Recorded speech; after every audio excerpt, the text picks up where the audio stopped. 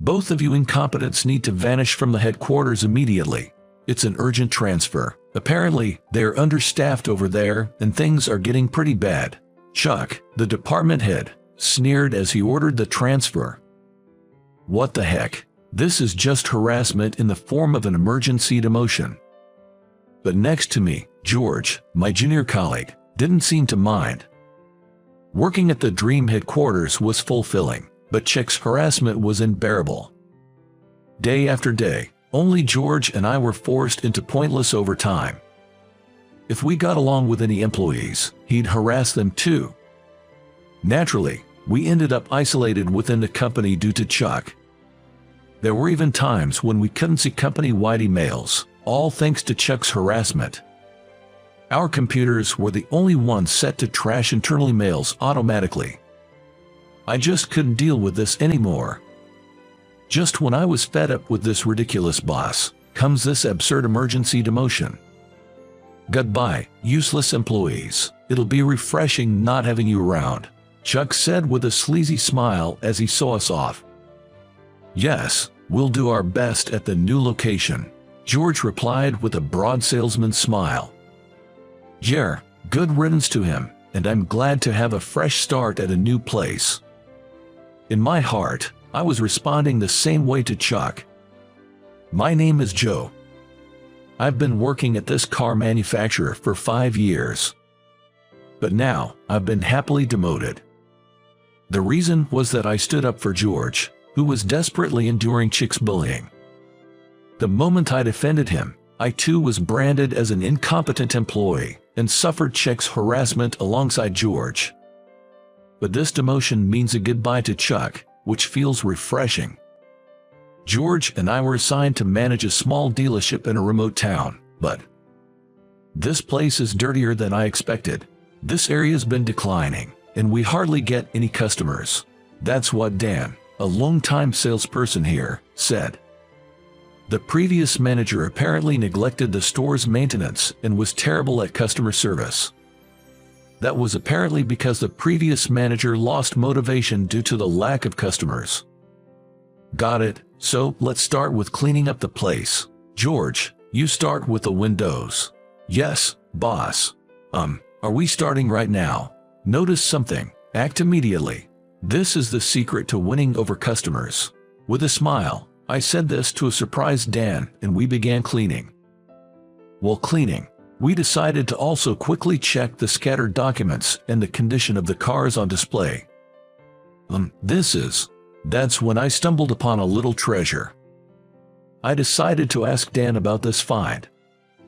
Oh, that car, it doesn't run anymore, but a customer insisted we keep it since it was made by us. I see. What caught my eye was the first car ever sold by our company in the 1950s, known as the number 1.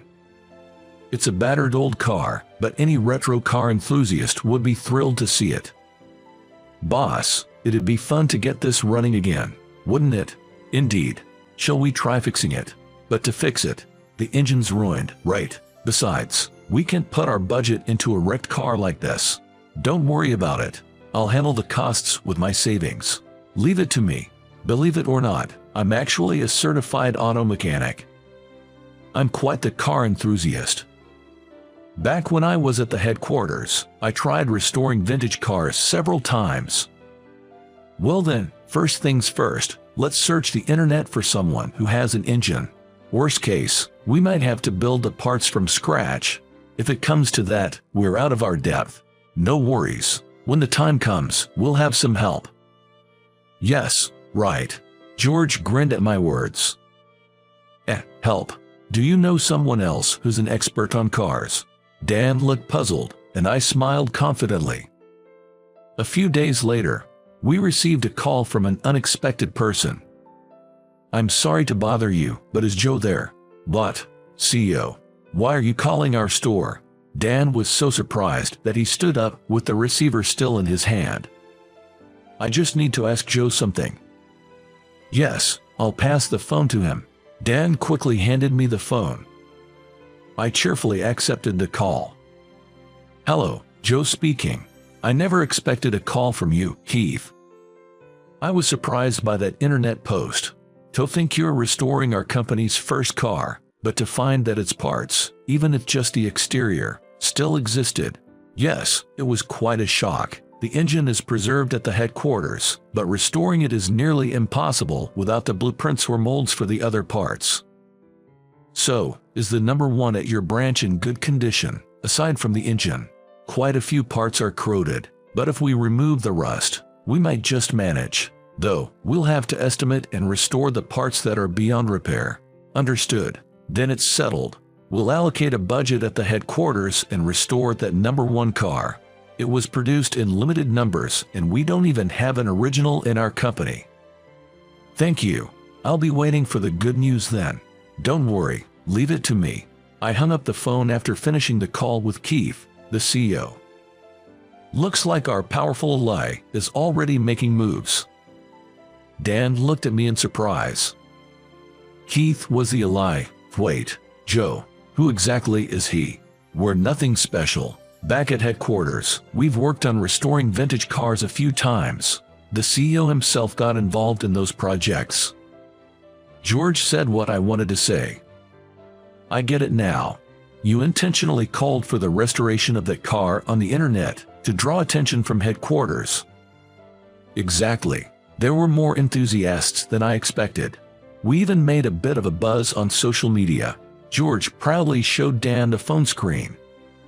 It displayed many passionate responses from car enthusiasts wishing for the revival of the number one car. I want to see the number one car in action. Looking forward to its revival. Among the responses were offers like, I have a listed number one car in my barn. I can send details if you contact me. Even from our corporate PR department sent an enthusiastic message. Hi, this is Nina from PR. Can we feature this story? This will definitely get the Keith's attention. Dan smiled, impressed.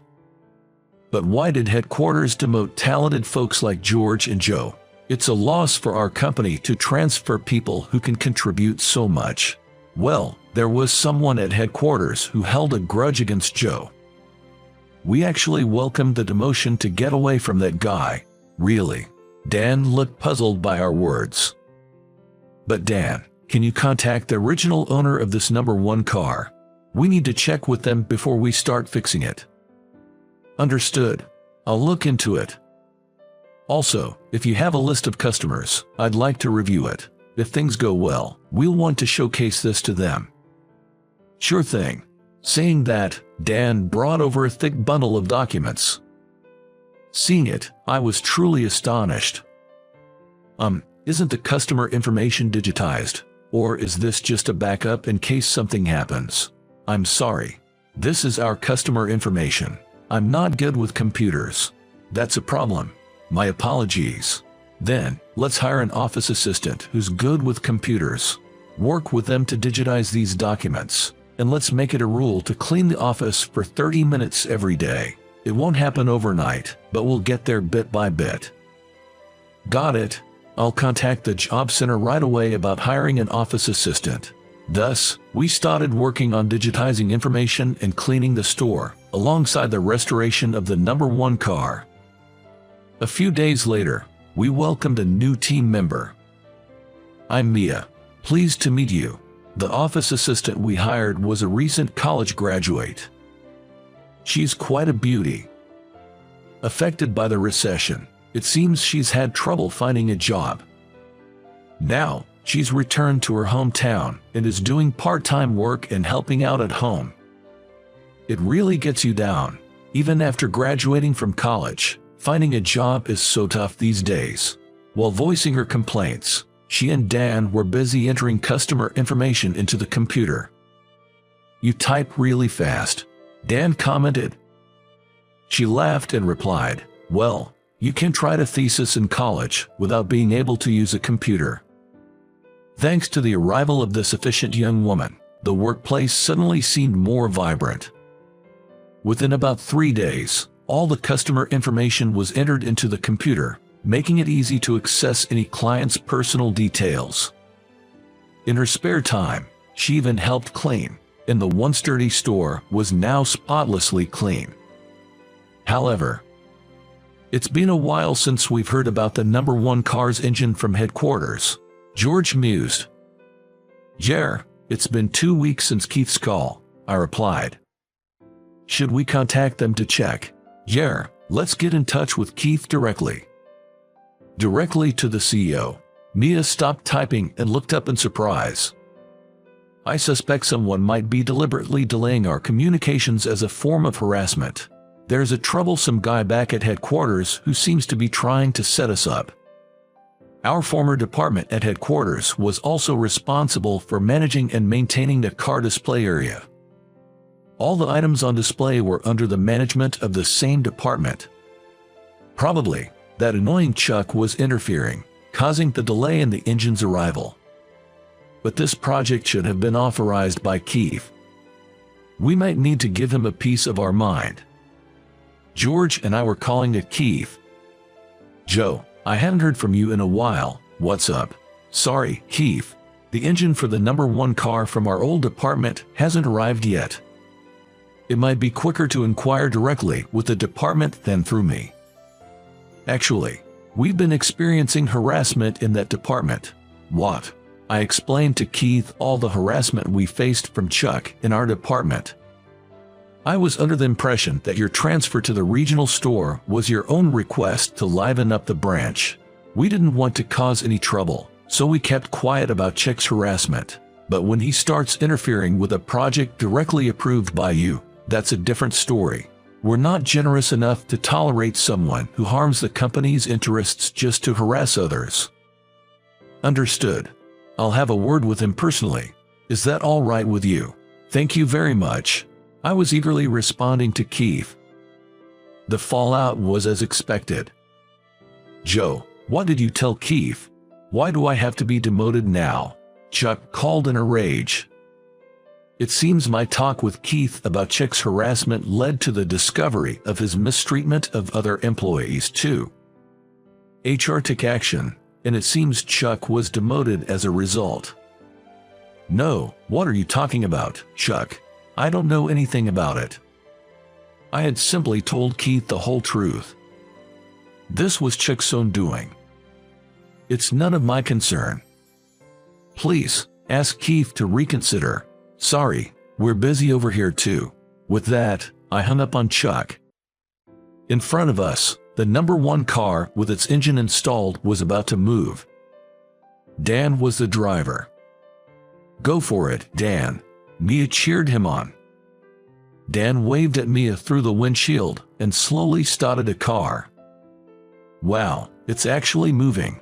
Jer, seeing such a retro car in action is really moving. It was worth being transferred here. George and I laughed together. Tomorrow, we have planned a showcase event for the number one car. We sent out DM to our customers for this. Retro car enthusiasts will surely be delighted. The PR department from headquarters will come for a DV interview. Keith also emailed that he's looking forward to it. It will be great publicity for our car and branch. Joe, I'm looking forward to tomorrow. Definitely, it was worth all the hard work. I embraced George in excitement. Joe and George, you guys are really close, huh? Is this what they call a bromance? It's not like that, I said laughingly to Mia's teasing comment, and she retorted with a slightly pouting face. No, Joe and George are too close. It makes me jealous just watching them. Oh, Joe is so oblivious. Really oblivious. Mia and George grinned at me. What are you talking about? Come on, you're so clueless. Mia looked at me with a laugh.